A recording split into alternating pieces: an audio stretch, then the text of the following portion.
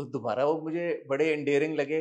और एंडेयरिंग लगना आजकल के दौर में मेल एक्टर्स का टेलीविजन के ऊपर इज अ रेयरिटी, बिकॉज हमने पिछले 2018 से हम ड्रामे देख रहे हैं और रिव्यू कर रहे हैं। ज्यादातर मेल कैरेक्टर्स जो खबरों की जीनत बनते हैं वो अपनी टॉक्सिसिटी की वजह से बनते हैं।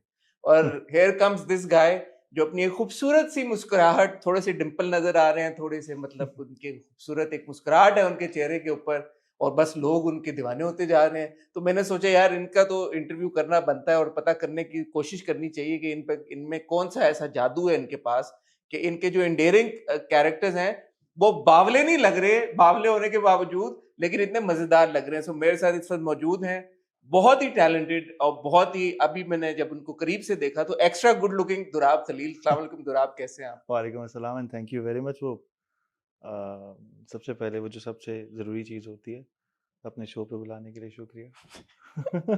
यार आप इसी ये टोन बस में, सीख के आया हूँ। आप इसी टोन में बात करते हैं? नहीं मैं हाँ, बिल्कुल ऐसा है। मुझे आप ऑडियो क्वेश्चन को रख सकते हैं साइड पे। पहला इंटरव्यू है ना, थोड़ा-सा इट्स ऐसे। Okay, it's okay, chill okay, होके बैठे। ओके। कोई हमारे मुश्किल सवालात नहीं होने वाले। मुझसे तारीफ़ बर्दाश्त नहीं होती। सवाल का मुझे मसला नहीं है। इसकी क्या वजह है? I don't know. मुझे बहुत ऐसे वो समझ नहीं आता इस पे रिएक्ट कैसे करते हैं। Are you a shy person by nature? Oh very, बहुत ज़्यादा। तो वही ट्रांसलेट शाइनेस होती है क्यूटनेस में जो आपके किरदारों में प्रोबेबली हो रही हो है। सकता है, बिल्कुल हो सकता है। पर नहीं, उसमें मुझे जब स्क्रिप्टेड चीज़ें होती हैं तो वो उसमें प्रॉब्लम नहीं आती। बट अगर कोई सच में मिल के, जैसे आपने मेरी तारीफ़ की है, तो मुझे वो ऐसे क्या रिएक्ट करूँ उस पे, बड़ा ऐसे प्रॉब्लम आ जाता क्यूट यार। है। अच्छा, दुराब, आपने एज अ चाइल्ड आर्टिस्ट काम शुरू किया कई साल पहले, कई साल पहले, कई साल पहले। कई साल। और एज अ चाइल्ड आर्टिस्ट काम करते करते 2017 में लाल इश्क was your first first like yes, proper yes, yes, yes. Debut बिल्कुल, जवानी में। बिल्कुल। और लाल इश्क के बाद काफ कंगना में एक रोल, और फिर मेजरली जो आपका जो व्हाट स्माइल आई है आपके हाँ, चेहरे पे, शरारत वाली स्माइल आई है तो आपके, but what really puts you on the map हाँ, I would that feel that was Manto. Is Manto. या मंटो जब आपने किया and like you know that was the first time I saw you on हाँ, स्क्रीन एंड लाइक यार who is this guy. And मुझे ये लग रहा था कि आपकी पहली परफॉर्मेंस है और पहली परफॉर्मेंस ही इतनी अच्छी और इतना इम्पैक्टफुल काम। और फिर जब अब सिर्फ शबाना आया है, और आई विल बी ऑनेस्ट, सिर्फ शबाना जब पता चला शुरू में कि आ रहा है, मेरी इतनी को खास उससे उम्मीदें वाबस्ता नहीं थी। ओके। और जब देखना शुरू किया, बिलखुसूस जब आपका किरदार देखना शुरू किया, और आज क्योंकि मैं अभी अभी फ्रेश एपिसोड्स देख के आपकी आ रहा हूँ, इस हफ्ते की दो जो एपिसोड्स आई हैं, रोने वाली। यार I was like this is incredible. So हाँ, इस थैंक यू। पूरी जर्नी जो कि बहुत ही अभी छोटी जर्नी है, इसके ऊपर हम बात करेंगे, लेकिन हुँ, मुझे ये बताएं कि ever since you remember did you always want to become an actor? No. Uh, I wanted to become a filmmaker. So everybody knows that.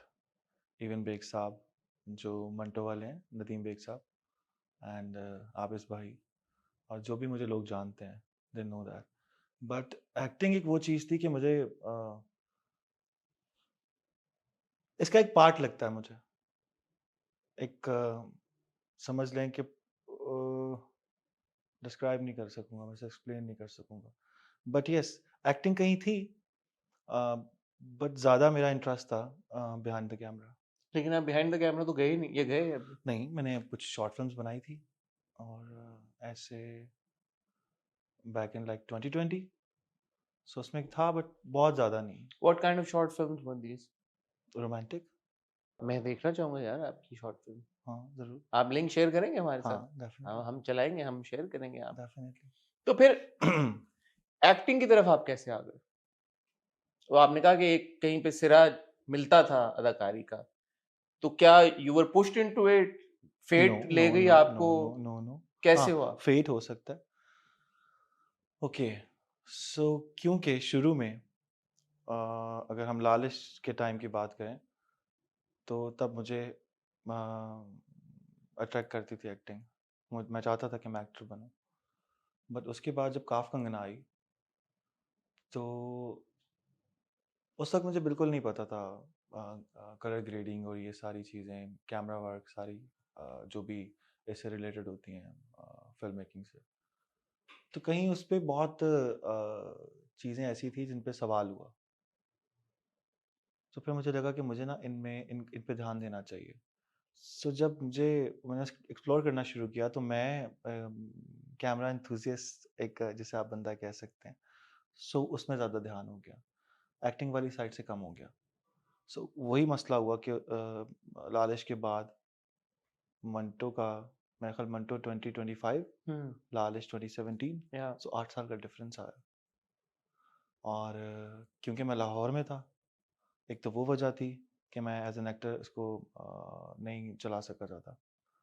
But yes, उसके बाद मैं फिर सोचने लगा कि अब क्या करना चाहिए और क्या हो रहा है। और मैं चाहता भी यही था, और मैंने कांटेक्ट भी इसीलिए किया था हुमायूं भाई से कि मैं एक सीरीज़ डायरेक्ट करना चाहता हूँ। अच्छा, हाँ, मंटो से पहले, कुछ कुछ महीने पहले।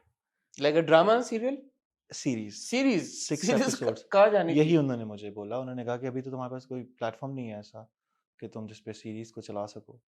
सो अभी मैं देखता हूँ। आई डोंट नो उनको क्या लगा, फिर उसके बाद मुझे एक दिन मैसेज आता है बेग साहब का कि तुम्हें ये करना है। So okay, why not. मुझे लगा ऐसे बात होगी, क्या पता क्या होता है। एंड देन उन्होंने मुझे कहा कि मेजरमेंट्स भेजो।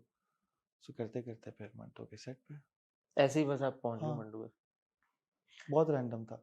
अच्छा, अब ये बड़ा इंटरेस्टिंग इसलिए भी है क्योंकि आपके नाम के साथ एक बहुत भारी भरकम नाम जुड़ा हुआ है, खलीलुर रहमान कमर साहब का। बिल्कुल। और इंडस्ट्री में आप, मेरे ख्याल में कोई बंदा ये डिनाई नहीं कर सकता कि उनका जो एक कंट्रीब्यूशन है, और फिर एक जो इंडस्ट्री जिस तरह से उनके काम को लेके सीरियसली लेती है उनके काम को, तो आपके लिए तो वन वुड अज्यूम कि बड़ा आसान होगा।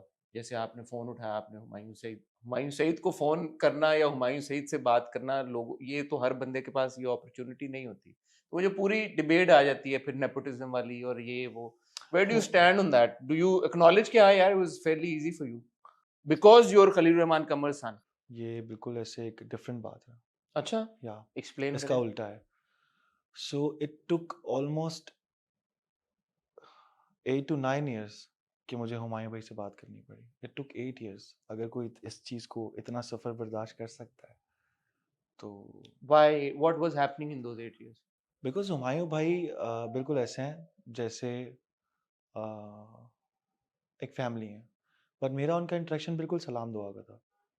सो कभी काम की बात नहीं की, ना मैंने उनसे की, ना उन्होंने, मतलब वो आते थे, जब भी उनकी मीटिंग हुई अब्बा से हुई है, मिलना मिलाना भी उनसे था। तो मेरे लिए तो वो एक बिल्कुल ऐसे उनको क्या कहते हैं उसको, अप्रोच करना था जैसे एक रैंडम बंदा करता है। सो ये उनका एक था, एक समझ लें कि एक अच्छाई थी कि उन्होंने उसको रिस्पॉन्ड ऐसे किया कि अ, वो बात बन गई कोई। सो ये लोग बहुत कहते हैं, मैंने बहुत सुना है उनके बारे में, हुमायूं भाई के बारे में, कि अगर आप रैंडमली उनसे बात करते हैं किसी चीज़ के ऊपर तो आपको ऐसे रिएक्ट करते हैं जैसे कोई सुन रहा है, जैसे वो बात को समझ रहे हैं, ऐसे नहीं कि मतलब टाल मटोल करते हैं। Is a good guy. So इस पूरे सिनेरियो में कहीं पे भी आपकी वालिद साहब से कॉन्वर्सेशन हुई that you बिल्कुल wanted हुई, to उनको pursue मैंने acting? उन्होंने फोन नहीं घुमाया, उन्होंने कहा नहीं ठीक है यार, ये की बिल्कुल ऐसा हुआ। उन्होंने मुझे बहुत पहले बता दिया था कि मैं तुम्हारे लिए किसी को फ़ोन नहीं करूँगा। अच्छा, सो अगर तुम्हारे लिए मुझे फ़ोन करना पड़ा तो फ़ायदा क्या हुआ? फिर तो तुम्हारे अंदर कोई टैलेंट नहीं हुआ। सो अगर तुम टैलेंटेड नहीं हो तो कुछ और कर लो। और नहीं किया फिर नहीं उन्होंने? किया। ऐसा नहीं कि मैंने उनको बोला नहीं, मैंने बोला, बहुत दफ़ा बोला। मुझे लोग बोलते थे, बहुत सारे जितने भी जानने वाले थे वो कहते थे कि तुम क्यों नहीं कर रहे हो? तुम तो ये कर सकते हो, तुम तो वो कर सकते हो। बट मैं ही कुछ नहीं कर जैसे सकता। मैं कह रहा हूँ कि यार आप तो ये भी कर सकते थे, आप तो उसको भी कॉल बिल्कुल करें, मैं आपके कुछ लिए क्या प्रॉब्लम है? मैं अपनी तरफ से पूरी कोशिश करता था। बट अगर आप ये सारे मंटो वाला किस्सा अगर देखें तो ये आई डोंट नो, ये मैं हमेशा बोलता हूँ कि बेग साहब एंड हुमायूं भाई, They saw something in you. या I don't know. Did you have an audition or something या क्या? नहीं, बिल्कुल ऐसा एक छोटा सा मैंने वहाँ जाकर, जब मैं ऑफिस में गया वहाँ जाकर मुझसे लाइंस उन्होंने करवाई और उन्होंने कुछ करेक्शंस किए। उन्होंने काम करते हैं, वो बहुत कॉन्फिडेंट है बेग साहब। उनको पता पता होता है कि वो क्या करने वाले हैं और वो क्या करवाएंगे। हम्म। सो या ये सारा जर्नी था। मैंने अब्बा को बोला बहुत दफ़ा कि करवा देंगे, तो उन्होंने मुझे रिफ्यूज़ किया हमेशा। उनकी होम प्रोडक्शन में लेके काफ कंगना वाज योर होम उसमें प्रोडक्शन? मैं खुद नहीं मानता था, वो मुझे नेपोटिज्म लगता था। अच्छा। वो मुझे कहीं लगता था कि यार आप तो मुझे फ़िल्म में डाल ही सकते हैं। एक बात